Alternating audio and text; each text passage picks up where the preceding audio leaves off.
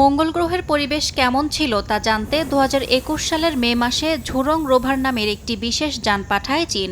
এবার সেই রোভার থেকে পাওয়া তথ্য বিশ্লেষণ করে চীনা গবেষকদের দাবি, মঙ্গল গ্রহে প্রাচীন মহাসাগরের অস্তিত্বের প্রমাণ মিলেছে।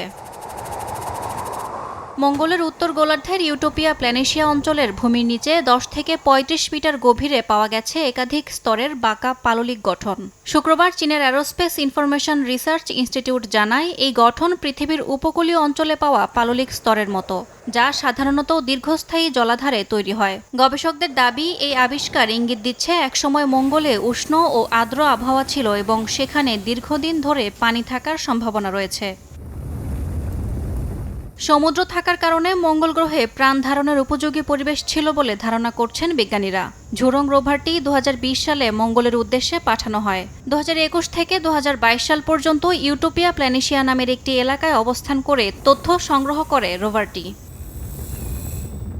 ইয়াসমিন অনন্যা, সময় সংবাদ।